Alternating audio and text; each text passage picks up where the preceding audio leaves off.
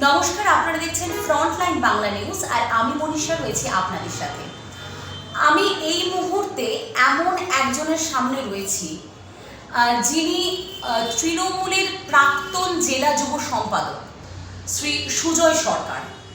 তো দাদা, আমরা যে কারণে তোমার কাছে এসেছি সেটা হচ্ছে এই সময় ভোটের সরগরম চলছে।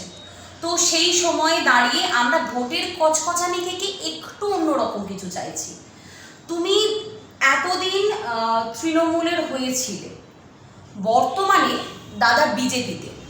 দাদা, কারণ কি হঠাৎ তৃণমূল থেকে তুমি বিজেপিকে কেন পছন্দ করে বিজেপিতে কেন এলে, আর তৃণমূলই বা ছেড়ে দিলে কেন? কারণটা কি? কারণটা হচ্ছে আজকে 23শে মের পরে আমি রাজনীতি এসেছিলাম, তৃণমূল কংগ্রেস জয়েন করে ভেবেছিলাম যে মানুষের কিছু পাশে দাঁড়িয়ে মানুষের সঙ্গে কিছু কাজ করা যাবে। এই কারণেই আমি তৃণমূল কংগ্রেস জয়েন করি এবং তৃণমূল কংগ্রেস জয়েন করে আমি প্রথমে যেভাবে আমি এগিয়ে এসেছিলাম যে মানুষকে নিয়ে মানুষের পাশে থাকবো, মানুষকে নিয়ে চলবো। তো অনেক ছেলেমেয়ে দেখেছি, অনেক যুব সমাজ আমাকে বলেছে যে দাদা আমাদের একটা চাকরি দিন, আমাদের একটা এটা দিন, আমাদের একটা ব্যবস্থা করছি, আমরা খুব করুণের সঙ্গে লড়াই করছি। তারপরে এটা করতে গিয়ে আমি যখন আমাদের এখানে এক্সাইড কোম্পানি আছে, এক্সাইড ব্যাটারি কোম্পানি, ওইখানে কিছু ছেলেকে আমি ঢোকানোর জন্য চেষ্টা করি। তা আমি ওখানে গিয়ে দেখলাম প্রচণ্ডভাবে করাপশনের মধ্যে ওই কোম্পানিটা চলছে। কোম্পানির মধ্যে এই দাদার লোক না হলে ঢুকতে দেবে না, ওই দাদার লোক না হলে ঢুকতে দেবে না, এটাও একটা চলছে। মানে তখন একটা এরকম ব্যাপার চলছিল। তা আমি অনেক চেষ্টা করেছি যে এই কোম্পানিতে কিছু লোককে ঢোকানোর জন্য, কিন্তু তারপরে দেখছি আমাদের এই লোক, আমি যখন তৃণমূলে ছিলাম তখন দেখেছি যে আমাদের এই তৃণমূলের লোক ওইখানে 124টা চাকরি বেঁচে দেওয়া হয়েছে। তা আমি যখন প্রশ্ন করলাম আমার লিডারদের যে এই 124টা চাকরি বেঁচে দেওয়া হলো, এই 124টা চাকরি যদি প্রতিটা ওয়ার্ড থেকে 5টা করে লোকের চাকরি দেওয়া যেত তাদের মনে হয় অনেকটা সুবিধা। আমাদের ওয়ার্ডগুলো 35টা ওয়ার্ড অনেকটা পরিষ্কার হয়ে গেছে। তো আমি এরকম অনেকভাবে চেষ্টা করেছি, অনেক মিল আমাদের এখানে যে মিল কারখানাগুলো রয়েছে ঢোকাতে পারেনি, প্রচণ্ডভাবে অসুবিধার মধ্যে আমি ফিল করেছি। এবং এই ছোটো ছোটো ব্যাপার আমি অনেকভাবে আমি নেতাদেরকে বলানোর চেষ্টা করেছি। তারপরে আমাদের জগদ্দল বিধানসভায় যেভাবে একটা লুটোর ব্যবসা, একটা সাট্টার ব্যবসা, একটা জুয়োর বোর্ড, এই সারা জগদ্দল বিধানসভা ছেয়ে পড়েছে। এই ছেয়ে পড়ার এটা ভালোভাবে আমি নিতে পারিনি, কারণ এই মানসিকতা মানুষ আমি নই। আমি অ্যাকচুয়ালি পলিটিক্যাল নেতাও হতে চাইনি কোনোদিন, কিন্তু আমাকে বাধ্য হয়েছে আজকের সমাজ আমাকে পলিটিক্যাল লিডারদের তৈরি করে দিয়েছে। আমি অ্যাকচুয়ালি অ্যাজ এ ফুটবলার ছিলাম, অ্যাজ এ বিজনেসম্যান। আমি কলকাতা মাঠে ফুটবল খেলেছি, বিজনেস করেছি, কিন্তু মানুষকে পাশে নিয়ে কাজ করার অনেক চেষ্টা করেছি, কিন্তু আমার দল আমাকে সেভাবে কিছু করতে দেওয়া হয়। দল আমাকে কোনোরকমভাবে কর্পোরেট করেনি এবং যতবার গেছি ততবারই আমার বাধার সম্মুখীন হতে হয়েছে। আমাদের এখানে পঞ্চায়েতে যে কাউগাছি 1 নম্বর পঞ্চায়েত, 2 নম্বর পঞ্চায়েত, এই পঞ্চায়েতে যখন টেন্ডারের কাজগুলো বেরিয়েছিল, যারা তৃণমূলের জন্য প্রচণ্ডভাবে পরিশ্রম করে 23শে মের পরে পরিশ্রম করেছিল আমার সঙ্গে থেকে, তাদেরকে বলেছিলাম যে এদেরকে 2টো করে 1টা করে কাজ ভাগ করে দেওয়া হবে, কিন্তু তারা দেয়নি। কারণ হচ্ছে যারা তৃণমূলের যারা কমিটিতে রয়েছে, যারা পঞ্চায়েত কমিটিতে রয়েছে, তারা একজন 7টা কাজ, একজন 6টা কাজ, একজন 8টা কাজ, এরা সিন্ডিকেটের মতন ভাগ করে নিয়ে নিয়েছে। এর প্রতিবাদ আমি করেছিলাম, অনেক বড় প্রতিবাদ করেছিলাম। করার পরে আমি যখন বললাম যে এই কাজগুলো আপনারা রক্ষক হয়ে যদি ভক্ষ হন, তাহলে আদার্স তৃণমূল কর্মীরা কী করবে? যারা দীর্ঘদিন তৃণমূল করে আছে তারা কী করবে? আমার এই করতে গিয়ে আমার সঙ্গে একটা লড়াই লেগে যায় পঞ্চায়েত প্রধান, আমাদের যারা লিডাররা রয়েছেন তাদের সঙ্গে। আমি অনেক চেষ্টা করেছিলাম যে অন্তত এই জিনিসগুলোকে বেছে একটা পরিষ্কার জায়গায় নিয়ে আসার জন্য আমি চেষ্টা করলাম, দেখলাম আমার সম্পূর্ণটাই ব্যর্থ। তাও আমি পঞ্চায়েতে কিছু 2-1টা কাজ কিছু ছেলেকে বের করে দিয়েছিলাম, কিন্তু দেখলাম যে সেই একই রকম। সেই পঞ্চায়েতে একটা কমিটি হয়েছে, কোর কমিটি হয়েছে, 8 জনের কোর কমিটি, সেখানেও দেখছি যাদেরকে কোর কমিটি করা হয়েছে তারাও সেইভাবে কাজ করতে পারছেন না, তাদেরকে কোর করতে দেওয়া হচ্ছে না।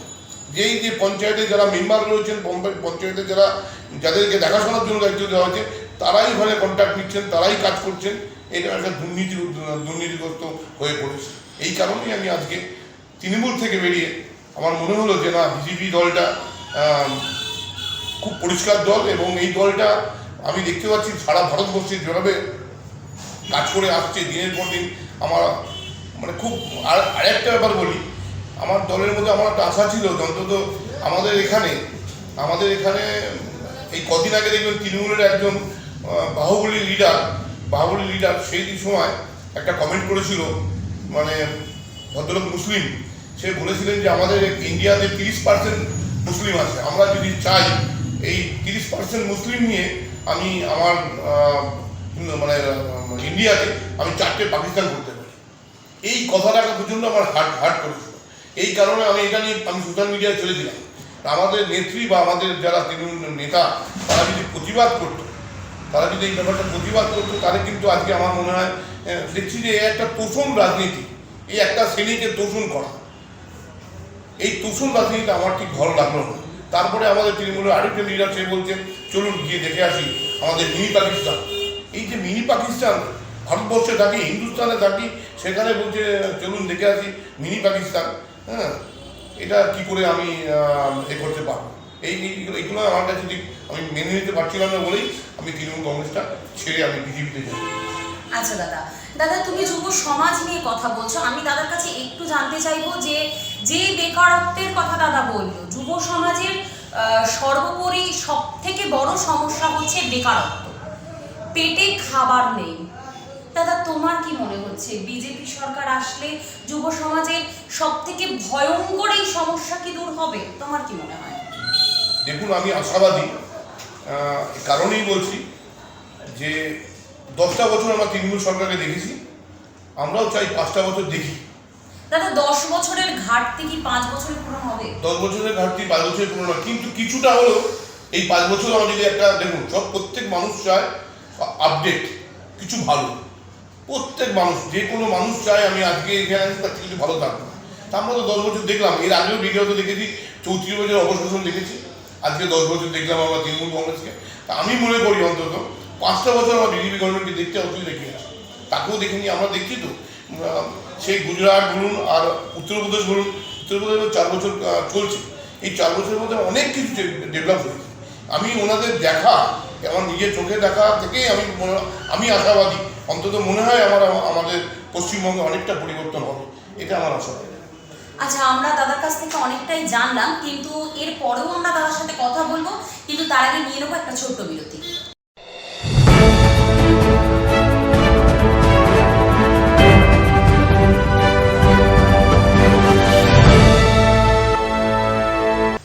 ফিরে এলাম একটা ছোট্ট বিরতির পর। আমার সঙ্গে রয়েছেন বিজেপির কর্মী সুজয় সরকার।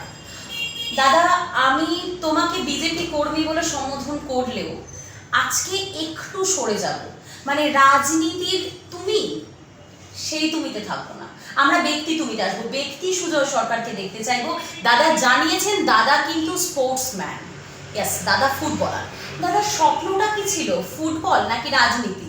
হঠাৎ করে রাজনীতিতে প্রবেশ, নাকি ফুটবল নিয়ে কোনো স্বপ্ন ছিল তোমার? দেখুন, ফুটবল নিয়ে স্বপ্ন যখন ছিল তখন তো ফুটবল খেলেছি, অনেক চেষ্টা করেছি, চেষ্টার মধ্যে আমি পৌঁছিয়েছিও। কলকাতা আমাদের ফার্স্ট ডিভিশন ফুটবল খেলেছি, কিন্তু তার মধ্যেও মানুষের স্বপ্ন, আমার মেইন স্বপ্ন ছিল মানুষের বাঁচে থাকা। আচ্ছা, স্বপ্নটা হচ্ছে মেইন যে মানুষ, আমার নিজের খুব আর্থিক অসহায় গেছে আমার পরিবারে, আমরাও অনেক কষ্ট করেছি জীবনে, আমার জীবনে অনেক কষ্ট হয়েছে। আমার জীবনে আমি অনেক কিছু, আমি বাজারে বসে মাছ বিক্রি করেছি, বাজারে বসে সবজি বিক্রি করেছি। ওইখান থেকে সুজয় সরকার, এবং আমার বাড়ির বসস্থান হচ্ছে নৈহাটিতে, এবং আমাকে আপনারা সোশ্যাল মিডিয়ার মাধ্যমে বা আপনারা দেখবেন, আমাকে জেনে দেখবেন, আমি ওইখান থেকে উঠে এসেছি। আমি উঠে এসে দেখলাম যে মানুষের পাশে দাঁড়ানোরই মেন হচ্ছে আমার মানে মেন মানে আমি উঠে আসার মধ্যে দেখলাম যে আমি মানুষের মধ্যে উঠে এসেছি, দেখলাম যে আমি মানুষের পাশে দাঁড়াতে বলতে আমি জীবনে সার্থক হয়ে যাবো। আচ্ছা দাদা, স্পোর্টসম্যান বা দাদা বলছিলেন দাদা নাকি বাজারে মাছও বিক্রি করেছেন, সেই জায়গা থেকে হঠাৎ করে মানুষের জন্য করতে ইচ্ছে করলো, নাকি কোনো ঘটনার প্রেক্ষিতে তোমার মনে হলো যে মানুষের জন্য কিছু করতে হবে? না, মানুষের জন্য কিছু করতে হবে, এটাই হচ্ছে আমার মেন ইয়ে ছিল। তারপর এটা প্রথম থেকে যে মানুষের পাশে দাঁড়াতে হবে, কারণ আমার নিজের অভাবটা, এই মানুষের অভাবটা বুঝতে পেরেছি যে একটা অভাবে মানুষের কীভাবে কী করতে পারে, একটা অভাবকে মানুষ মৃত্যুর সঙ্গে লড়তে পারে। একটা অভাবে মানুষ, অনেক মানুষকে দেখেছি মানুষকে তার জীবন শেষ করতে। তো এই যে দেখাগুলো তখন মনে হচ্ছিল না আমি মানুষের জন্য যদি কিছু করতে পারি তবেই রাজনীতির মধ্যে যাবো। তা আমি যাই হোক, রাজনীতির মধ্যে যখন এসেছি আমি এসে আপনারা দেখেছেন আমি সোশ্যাল মিডিয়ার মাধ্যমে আমি করোনার সঙ্গে আমফানের সঙ্গে যে পরিমাণে আমি মানুষের পাশে দাঁড়িয়েছি সেটা আপনারা সোশ্যাল মিডিয়ার মাধ্যমে দেখতে পেয়েছেন, বা আরও আপনারা আমার সোশ্যাল মিডিয়ার আইডি খুললে ওরা বুঝতে পারবেন যে আমি কী কাজ করি। এবং তখন গিয়ে দেখলাম যে মানুষের প্রচণ্ড কষ্ট, মানুষ এই করোনাকে মেনে নিতে পারেনি, মানুষ আমফানটাকে মেনে নিতে পারেনি। এই যে তাদের পাশে দাঁড়াতে গিয়ে আমার মনে হয়েছে, তখন মনে হয়েছে যে এবার মানুষের পাশে দাঁড়াতে হবে, আরও কিছু বড় কিছু করা যায় কিনা। এই কারণেই আমার এই রাজনীতিতে আসে। আচ্ছা, বিজেপিতে আসার পর তোমার কি মনে হচ্ছে এখনো মানুষের জন্য ঠিক কি কি কাজগুলো করা বাকি রয়ে গেছে? দেখুন, মানুষের জন্য কাজ তো অনেক বাকি আছে। মানুষের জন্য কাজ করতে গেলে তাদের সময় দিতে হবে, সময় দেওয়াটা হচ্ছে বড় ফ্যাক্টর। আর দ্বিতীয় হচ্ছে যে দেখুন, আজকে তো বোধহয় ইলেকশন আর বোধহয় এক মাসের মধ্যে, এক মাসও নেই, 28 দিন মতন বা 26 দিন রয়েছে, ইলেকশন শেষ হয়ে যাবে। আমরা আশাবাদী যে অন্তত বিজেপি গভর্নমেন্ট আসলে অন্তত মানুষের পাশে দাঁড়ানো যায়, মানুষকে নিয়ে, মানুষের এই যে দূর সময়, মানুষের যে এই দূর সময়টাকে মানুষকে ওভারকাম করা যাবে। এই কারণেই আমার আরও রাজনীতির মধ্যে আসা। আচ্ছা, আমি এবার একটু যাব কৃষক আন্দোলন নিয়ে। দাদা, কৃষক আন্দোলন নিয়ে তো চারিদিকে কি হলো তুমি দেখলে, কৃষকদের নিয়ে তোমার কি বলার আছে? কৃষকদের নিয়ে বলার এটাই, আপনারা দেখেছেন সোশ্যাল মিডিয়ার মাধ্যমে, এবং কৃষক কিন্তু একটা শ্রেণী, এই পাঞ্জাব এরকম একটা স্টেট কিন্তু এই প্রতিবাদ করছে। আর আমার মনে হয় না পশ্চিমবঙ্গ বলুন, আদার্স কোনো স্টেটে বলুন এই এত বড় প্রতিবাদ হচ্ছে। কারণ কৃষক আন্দোলন একটা হচ্ছে একটা রাজনৈতিক আন্দোলন।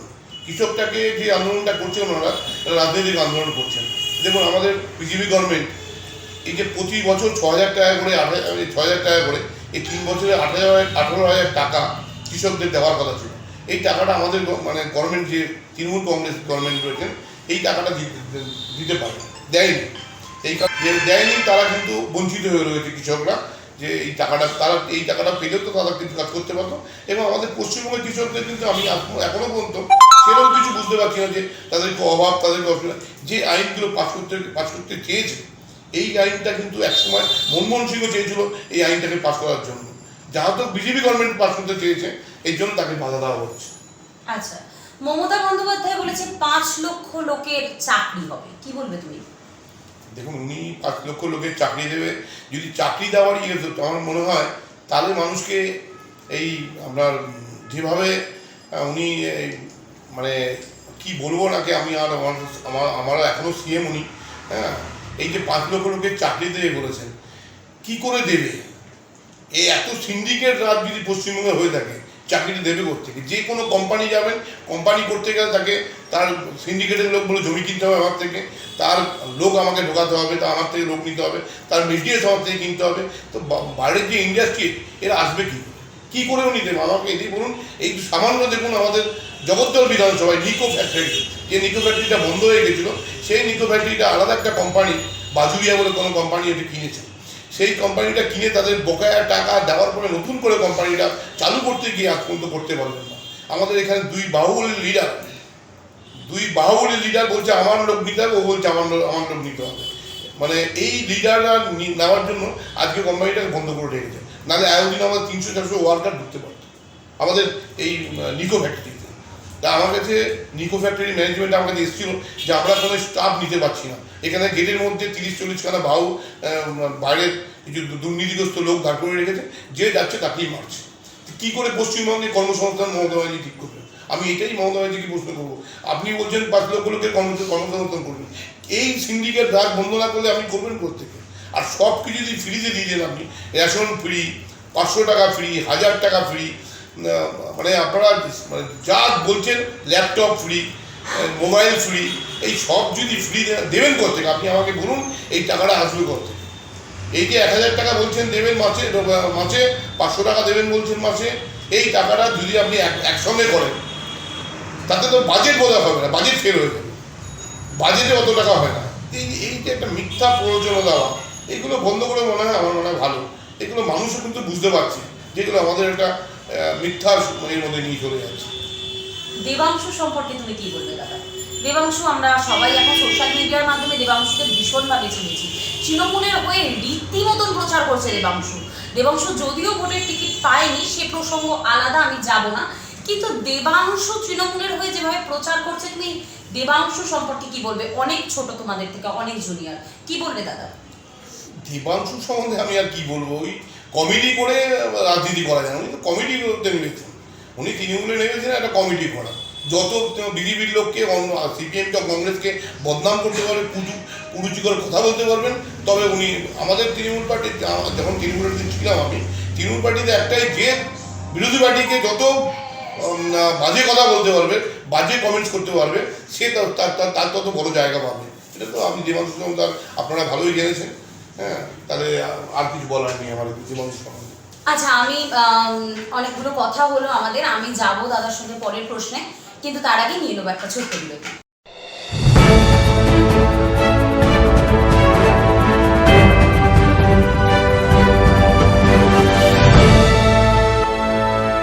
ফিরে এলাম ছোট্ট একটা বিরতির পর।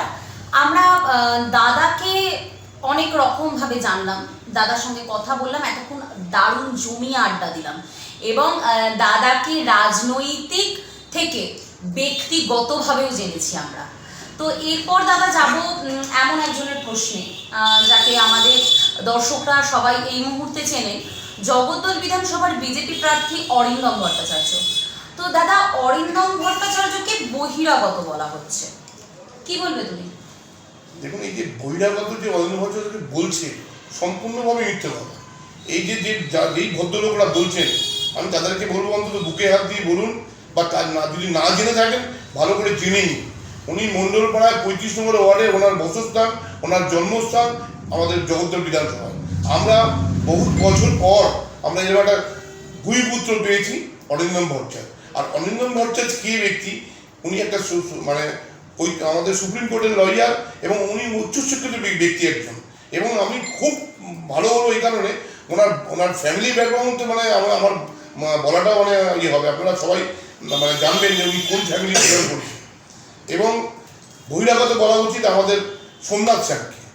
সোমনাথ স্যার হচ্ছে আমাদের বহিরাগত। সোমনাথ স্যারের বাড়ি হচ্ছে নৈয়াটিতে, উনি জগদ্দল বিধানসভায় ক্যান্ডিডেট রয়েছে।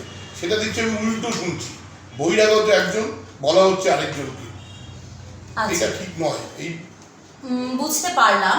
দাদা, তোমার কাছে নেক্সট যে প্রশ্নটায় আমি যাব সেটা হচ্ছে, অরিন্দম বাবু বহুদিন ধরে প্রচার করছেন, তুমিও ছিলে, তো দাদা জগদ্দলের মানুষ ঠিক কতটা সাড়া দিচ্ছে অরিন্দম বাবুর ডাকে?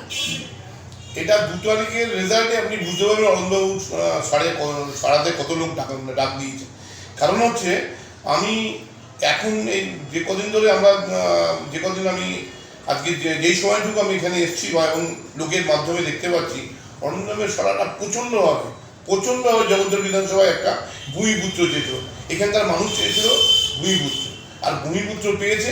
তার রেজাল্টটা আপনারা দেখবেন 2 তারিখে বুঝতে পারবেন যে ভূমিপুত্র রেজাল্ট কী হলো আর বহিরাগত রেজাল্ট কী হলো, এটা আপনারা দেখতে পাবেন। আচ্ছা, আর শেষ প্রশ্নে যাব। তো দাদা, এখানে তোমার মেন প্রতিদ্বন্দ্বীকে সংযুক্ত মোর্চা নাকি তৃণমূল কংগ্রেস? এখানে মেন প্রতিদ্বন্দ্বী হচ্ছে তৃণমূল কংগ্রেস। সংযুক্ত মোর্চা এখনো সেই জায়গায় আসতে পারেনি। এই একটা তোষণের রাজনীতি, এই মুসলিম সম্প্রদায়ের লোককে তুমি আমায় ভোট দাও, তোমাকে আমি এই দেবো, এই তোষণ রাজনীতি ভারতবর্ষের মানুষ বুঝতে পেরেছে যে মুসলিমদের নিয়ে একটা খেলা হচ্ছে। যে খেলাটা মুসলিমরাও বুঝতে পেরেছে যে আমাদের একটা সম্প্রদায়, আমাদেরকে নিয়ে একটা রাজনৈতিক খেলা হচ্ছে, ওনারাও বুঝতে পেরেছে। আর এই সংযুক্ত মোর্চা আমার মনে হয় না কোনো ফ্যাক্টর, কেন সিপিএমের 34 বছরের অরাজকতা মানুষ দেখেছে, কংগ্রেসের অরাজকতা দেখেছে, আর এই আইএসএফ বলে যে দলটি হয়েছে, তার তো আর কোনো, আমার মনে হয় না পশ্চিমবঙ্গে কোনো যোগ্যতা বলে কিছু অর্জন করতে পারবে। মুসলিম তোষণ করে কোনো রকমভাবে অর্জন করা যায় না, কারণ মানুষকে নিয়ে মানুষের সঙ্গে চলতে পারেনি। মানুষই হচ্ছে বড় ফ্যাক্টর, সে মুসলিম হোক, হিন্দু হোক, শিখ হোক, খ্রিস্টান হোক, মানুষই হচ্ছে বড় জীবী। আমরা জাতিগত ব্যাপার নিয়ে করলে সেটা মনে হয় ভালো হয়। আচ্ছা, অনেক কথা শুনলাম, দাদার সঙ্গে অনেকক্ষণ আড্ডা হলো সন্ধ্যে থেকে। দাদাকে আমরা পাশে পেয়ে আমাদের ভীষণ ভালো লাগছে। ভবিষ্যতেও আশা রাখছি যে আমরা দাদাকে পাবো, এবং দাদার সঙ্গে এরকম জমিয়ে একটা সন্ধে কাটাবার সুযোগ আমরা পাবো। তো তো আজকে অনেক ধন্যবাদ দাদা, আমার ভীষণ ভালো লাগলো তোমার সাথে কথা বলে। নমস্কার। নমস্কার।